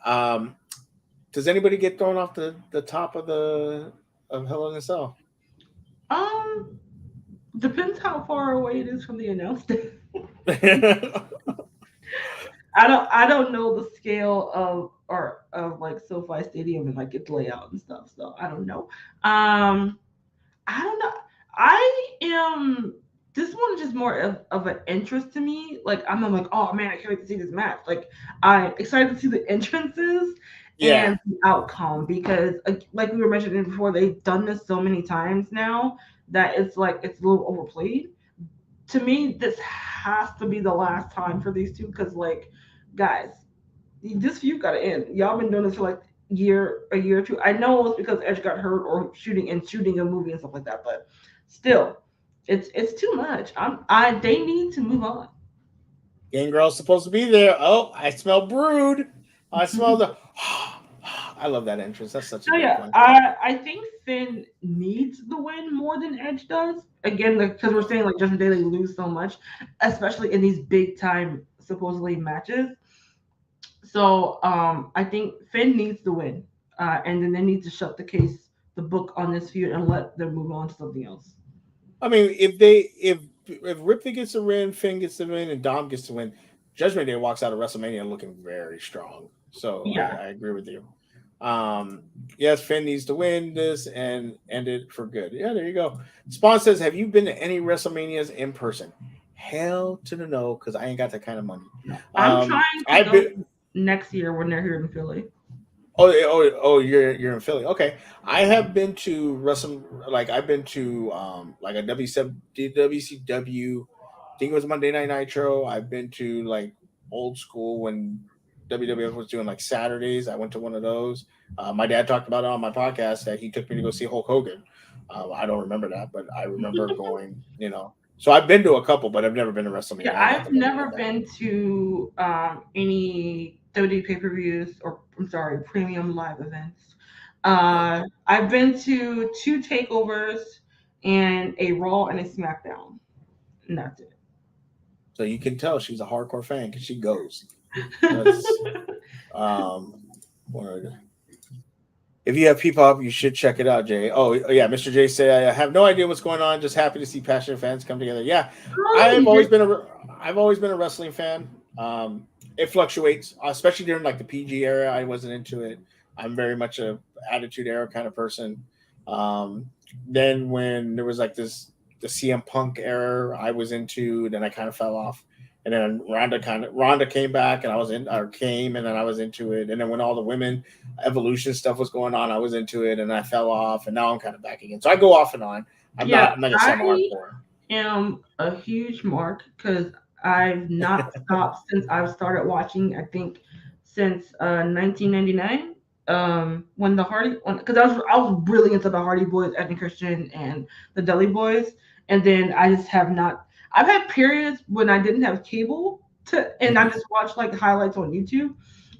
But yeah, I've never stopped watching. Yeah, and you do a show. You do a great show. Make sure we're gonna plug that before we get out of here. So everyone, make sure to check that out. Jeremy Miller said, my cousin just got into wrestling like 2 years ago without knowing anything. It can be confusing though. Mania would be a dream, but I've been to a couple Raws and SmackDown. There you go. Live shows are fun. All my wrestlers that I've cared about are either in boring business roles or retired and have moved on, pretty much. All right, let's get this train rolling to these last couple of matches. The triple threat intercontinental match: Gunther versus Sheamus versus Drew McQueenie. Drew McQueenie's contract is coming to an end. Drew McQueenie? Is it Drew? Oh, Drew McIntyre. I don't know why. Slow down, brain. Yeah. Drew McIntyre. Why did I say Drew McQueenie? Jesus Christ. I'm so sorry. But Drew McIntyre contract is coming to an end. I don't think Sheamus needs an Intercontinental channel, so I see Gunther retaining, still going on that streak, but eventually he's going to move to main event booking. So do you take the title off him here, or do you let him win here and then down the road lose the streak, and then he becomes more main event? People talking crap. Who's talking crap? I was laughing at Rodney. Rodney's always, that's the whitest match I've ever heard of.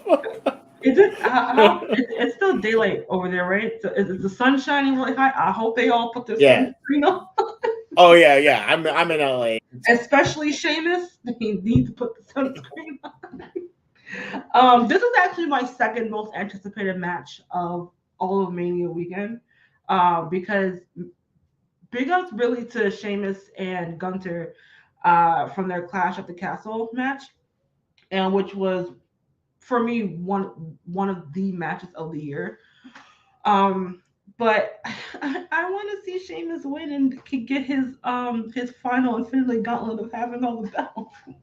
Oh, okay. Would he have all the belts if he wins it? If he wins it? Yeah, this is the only belt he has never won. I don't like the belt. The actual belt.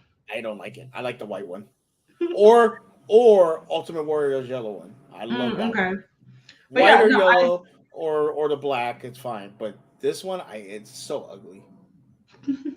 I honestly can't even recall right now what it looks like right now. So I guess that was a tough. That's why it's so ugly. You try to forget.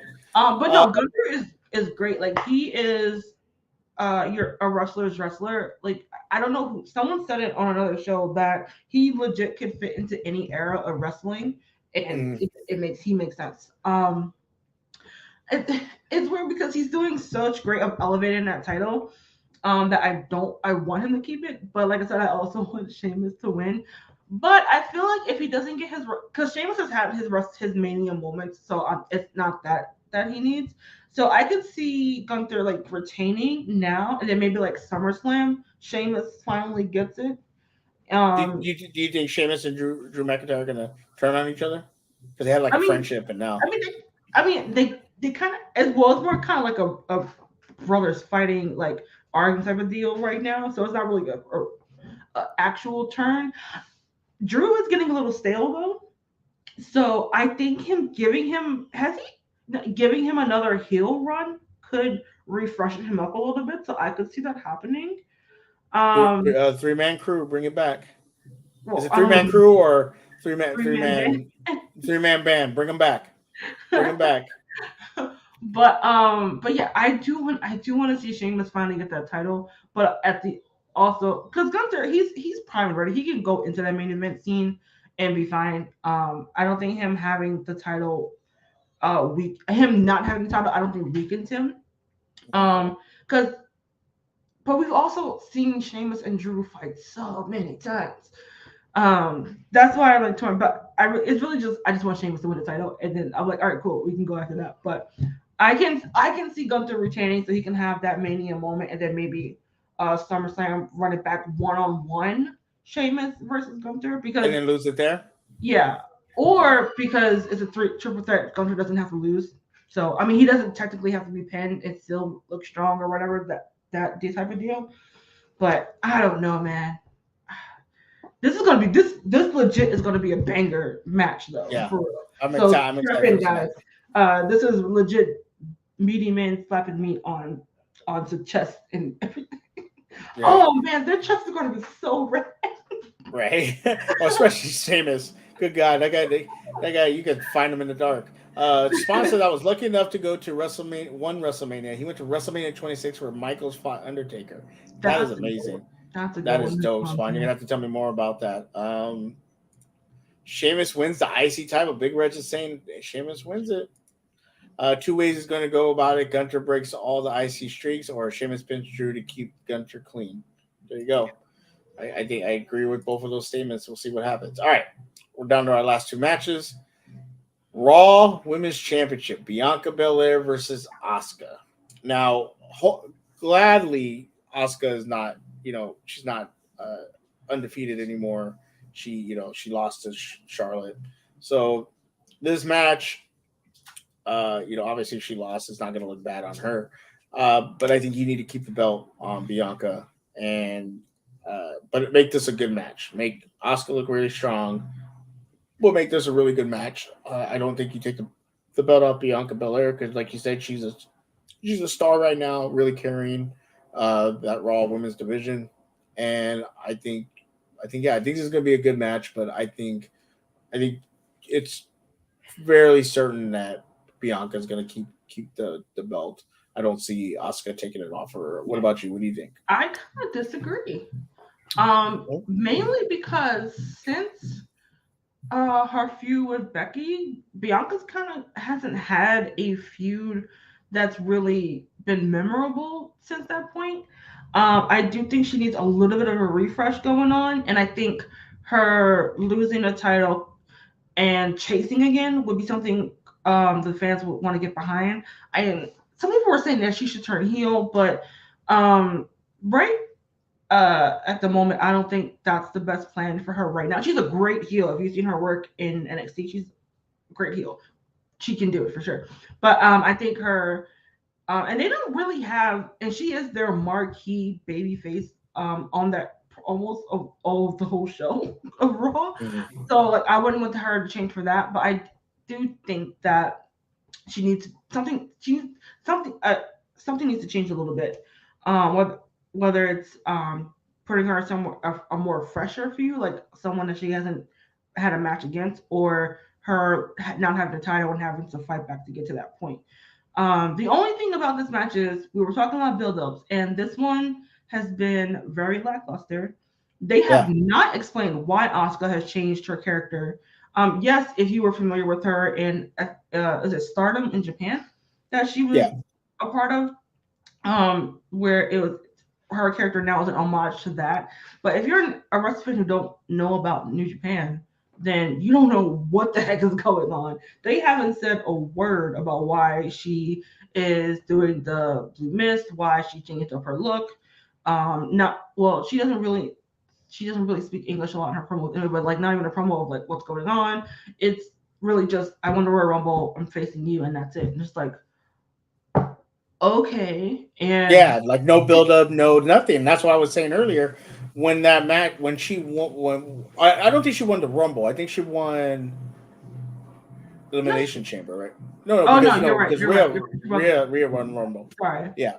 No, you're good. I do that all the time. It's so much to remember. But when she won and was gonna challenge for the title, you were thinking, okay, that's gonna be the matchup. That's the one that I'm looking forward to. And now it's kind of switched where you're like, no, I want to watch Rhea and Charlotte and Bianca and Asuka be kind of put on the back burner. And so I'm kind of like, ooh, and I'm glad they're the second night.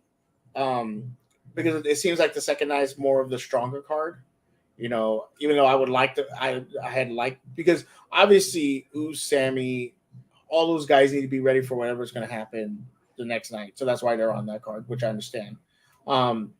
But I'm glad they're on the second night, and hopefully they put on a banger, because what I hope doesn't happen is Charlotte and Ripley just have a great 5-star match, and then like Bianca and Asuka have like a 2-star, and you're like, shit.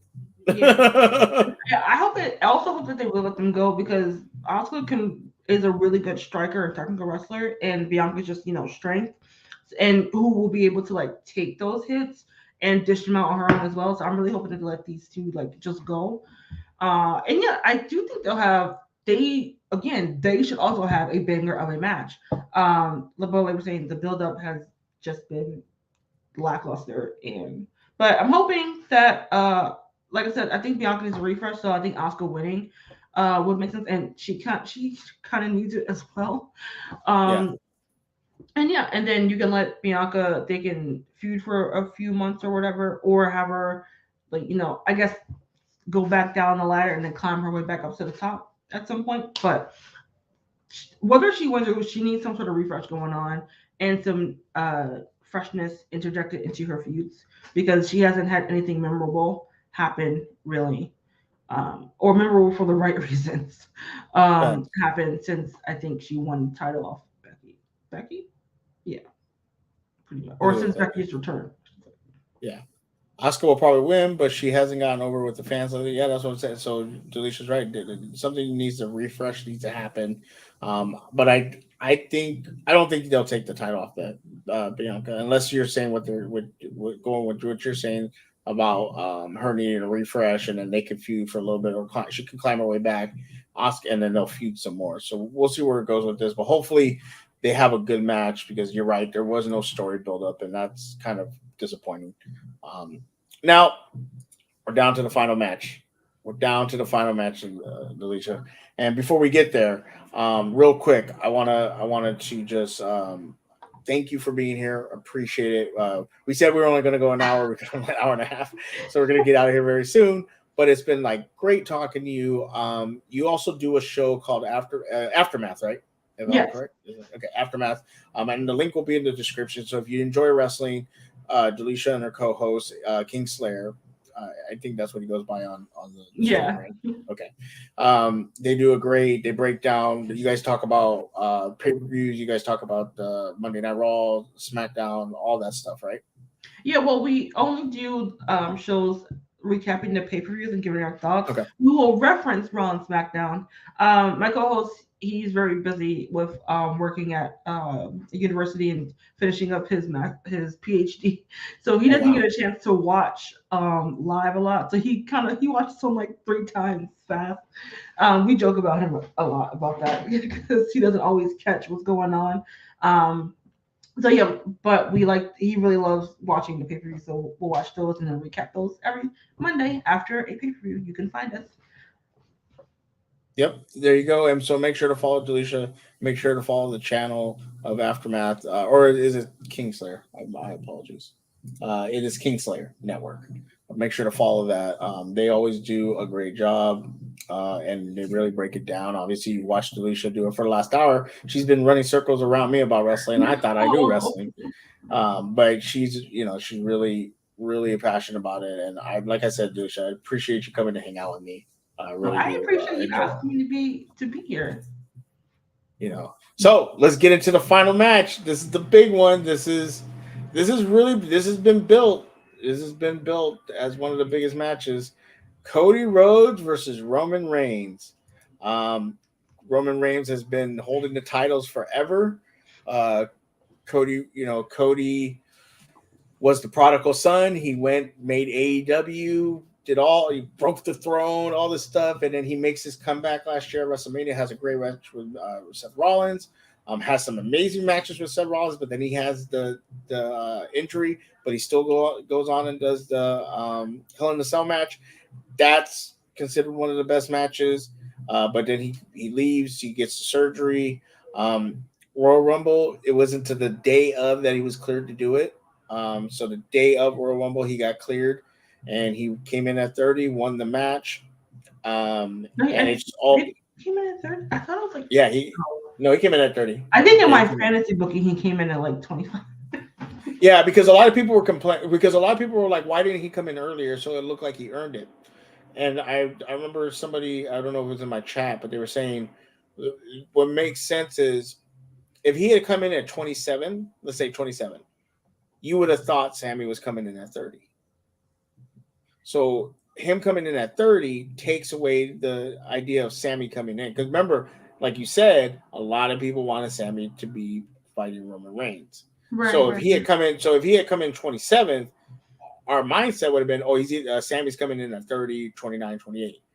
And since he didn't, and Cody came in at 30, that let the fans know, like, hey, Sammy's not in the main event picture. So, I remember now. Because then they pretty much, him and Gunther had a match for like 10 minutes after. Yes. Yeah. Okay. Yes. So I think this, he comes back, he talks about his dad. There's been some fire promos between these two. The Paul Heyman promo was legitimately emotional when he's talking about, Dusty and talking about, that things like that. And how Cody's saying people are making it personal because they keep bringing up his dad and all this stuff. The promo of Roman telling him you ran away when they made you Stardust. Ooh, that was a little personal there. And the fact that Roman Reigns was Dusty's product. And it's crazy when you go back and you watch the Seth Rollins and Cody Rhodes stuff. Cody talked about it then. Like, that was one of Dusty's guys. That was one of Dusty's kids. He goes, I'm his actual kid, but these were his kids. And I was always kind of jealous of that, because I'm his kid. And he never paid this attention to me. He paid attention to them, though. And so now, so he's taking it personally. So that's another part of the story. That's very interesting. But we get this match, and I feel like this is just going to be it's crazy because there's no stipulation. There's no it's not no DQ, nothing like that. So are we going to get interference? Are we going to get, the Usos interfering? Are we going to get, my prediction is, my prediction, but my kind of what I hope happens is Roman's gonna pin him, hits him with the spear, hits him with the Superman punch, and then we hear voices in my head, and then we hear Randy Orton comes out. Cody's able to win, and they reform Legacy with them two, because I don't think you're bringing back Ted DiBiase. But they reform Legacy because right now Riddle's in rehab, so he's not coming back for a while. So I think you reform Legacy with Randy and Cody, and or you just go Cody wins the belt, clean, whatever. But I think because Randy's been gone for like a year now, almost. I think like about a year, about maybe a little bit, maybe a little less. Yeah, I think it was either early summer or midsummer that he went out on an injury. Yeah. Yeah. So he's been gone for a minute. So, you know, and I think Cody needs a little backup, especially if he beats Roman, with the Usos and Solo. He needs a little bit of backup. So I'm wondering where they can go with this. What are your thoughts about this match? And what are you excited for? What do you any surprises you think are going to happen, or you think it's just going to be straight up a good main event of WrestleMania? Yeah, there's so much. Like we were talking about the Usos and KO, and saying like there's so many ways this could go because you're like it's like your wrestling brain is going and then your fan brain is going and you're like, okay, what's also the most logical solution? Because you're like, is all the bloodline gonna lose their titles? That's why I also think if we see what happens with the tag team, like that might help influence what's gonna go on with the main title. But yeah, because I think everyone is expecting Cody to win. That maybe he doesn't win, but then it's like if he doesn't win, then what happens with Cody? Then like what do we do? Not to say that he has to leave WWE because he didn't win, um, but yeah, and then you're like, does Roman win clean? Like, is there interference? Like, what do we do? I don't know. I think for the sake of our predictions, I'm gonna go with Cody, and because I do think that they have been laying the ground for the past couple of months of reinforcing when we had like main event Jey Uso coming out when Jimmy was out with injury. I and I've seen it in the chat as well that they're saying like Roman's gonna take a break. He takes a break every couple of months, so that's not really new because he has to let his body like heal, because even though he's in remission with leukemia, that's always a threat in the back of his mind of like that coming back. So he has to, take rest. And we want him to because we want people to be healthy, whether you like these people or not. You don't want anyone ill against them. Sure. But because I mean, even with the belt, he was still taking breaks. So him taking a break doesn't really, I don't think, influence a lot of, or in my mind, doesn't really influence how the match will go. But I can see Cody taking a break. I mean, Roman taking a break if he's losing the title. And then, but that also leaves the rest of the pack, so to speak, outwardly questioning his leadership. And because remember, this is a bloodline feud. It doesn't mean they're have to be feuding with someone else. They'd be feuding within themselves. Yeah. To keep this storyline going. And everyone is Jey is still that X factor. He is still in the bloodline because he was forced into submission by Roman. And with Roman not being a champion, that leadership of Roman being the tribal chief can be challenged. And I am actually a little bit more excited to see that than even Roman versus Cody or Roman versus Sammy, because Jey has been the underlying quote unquote underdog for this from the get go. He is the reason why this is how it started with him and Jey, Roman and Jey. Bring that back full circle. What, 2.5 years later? Great. Yeah. And then Cody could go on and be great. And well, I guess he technically wouldn't be finishing his story. He'd just be closing that chapter and starting a new one. But right. And I think he was gonna. I mean, Cody is much like Gunther. He is a wrestler's wrestler. He can hold a brand for Raw and SmackDown as much as Roman could too. For sure. Now, let me ask you this question: do you think The Rock shows up? If you would have asked me this a year ago, I'd have been like, yes, it makes all the sense in the world. I'm almost at the point where I don't even want it anymore. I feel like the time for that has passed.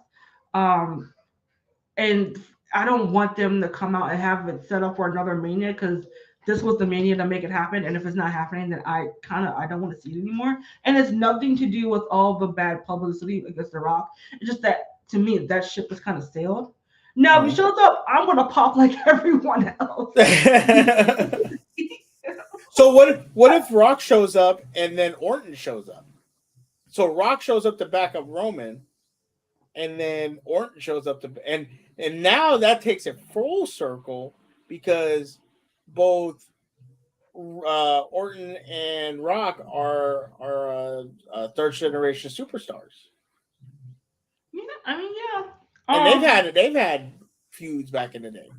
Yeah, I mean, yeah, but part of me, I would that would really be a head scratcher of like, well, I mean, you can make it make sense, but you like, what? Okay, because we don't want to get it too conflated, and also not take away from Cody's moment. Yeah, no, I get you, but I'm saying because if you think about it, who does Cody have him backing him up right now? I mean, if Sammy and He OKO would are have cool, Sammy and KO. yeah, but then what happens if KO turns on Sammy on tonight? Yeah, true. Yeah. That's when the Super Bowl just come on because they come out and save everybody. But there you go. But yeah. Yeah, again, I wouldn't want him coming out to take away from this moment. Yeah. Where's SummerSlam this year? I don't know. I don't even know. Oh, is that the one? It's in this year? Mm-hmm. It's in Los Angeles. It's in LA. SummerSlam? SummerSlam. Oh, I don't know where SummerSlam is. Yeah. Because if they come back to LA, then that would also still make sense. But yeah, I don't really need him to come out. Yeah, no. Right. To tomorrow night. If this is something they still want to do later on, it would still fit because we all know who the actual World Tribal Chief of this family is, but because it would still work. Or it could have been like, Rock has been the one talking to Jay, be like, hey, you need to step up or whatever. But I don't know. Because yeah, like I said, for me, that ship has passed and I don't need to see it. But if he does, of course, I'm gonna pop and be a big mark because I still love The Rock. Well, you're one of the few. The people that don't like Black Adam don't like him. Well, that's more DC fans than anything else. Yeah. But I'm a DC fan. I don't know. I don't mind The Rock. Yeah, he'll bounce back. He's this is the biggest knock, quote unquote, to his career right now. Did you not see the Tooth Fairy movie? That's a bigger knock. Okay. He wasn't as big of a Hollywood global star back then. Still, a Tooth Fairy and a tutu and ice skates. Oh, come on. But you know what? I feel like he could remake that movie now and it'd be a lot better. Because he's gonna fight a giant gorilla in it, and then Bobby Lashley is supposed to have a surprise opponent this weekend. I feel like it might be Eve if it happens. I didn't say anything about Bobby Lashley. Is that true? No. I mean, I'm not saying no, it's not true. I haven't seen anything about that. I wouldn't be surprised if he had a random. Well, Biggie was at. They were having an after party last night. He was at with Wally, what they call Wally Mania. But he's been doing various appearances this whole time. Yeah. Well, did you see him get low with it? He was doing this thing for Jay where he's trying to hug him, and his knees went back that way, and I was like, "Damn, bro, you ain't really supposed to be doing that." But he was able to get low with it. Black Adam would have been better if it came out 10 years ago. They told him live or die, and not much of a choice. Facts. All right. Well, WrestleMania is about to start in 20 minutes. We were supposed to be out of here by 4. We went a little longer, but you know what? It is what it is. We had a great time talking. Again, make sure to check out Delicia's channel.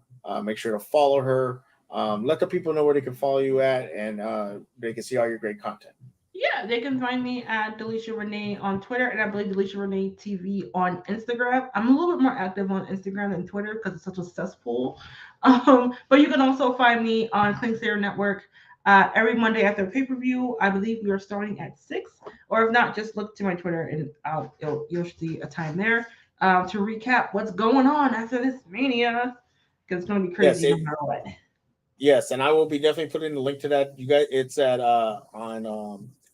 scheduled at Monday at 2:30. That's PST, so I believe that's 5:30. Yeah. Okay. Yeah. So make sure to check out. She also has Aftermath Awards show coming up on the 24th. So check that out. Yeah. So make sure to check all that out. Again, I'll be posting links in the description, and make sure to follow her. Support her. She's great at what she does, talking wrestling. She does a lot of cool Instagram stories that I follow, and she's always posting about her baby. Her cute little baby. Congratulations on that. I remember when you told me, I was so excited for you. Oh, thank you. And I'm so happy, and I see it coming through your photos. And right now, I'm so happy and proud that you are a mother now. You're married. It is awesome. You are just doing the work. You're just doing the work, girl. We've come a long way, but it's been awesome, and I'm so happy for you. And thank you again. Once again, thank you for coming on, hanging out with me.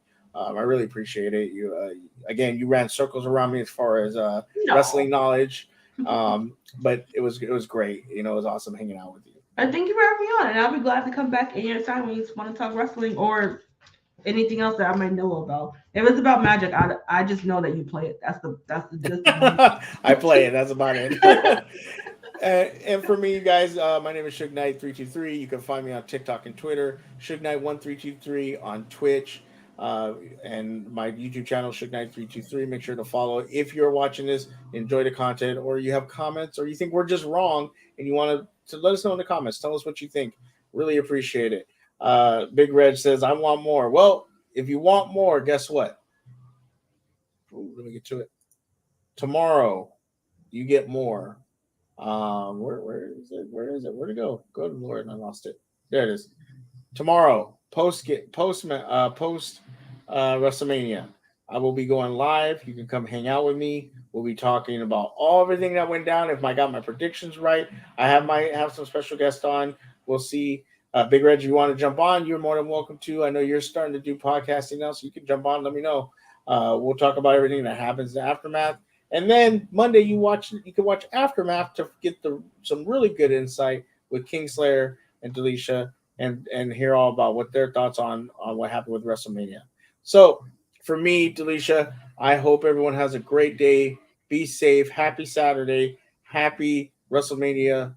Hope you have a good day. Talk to y'all later.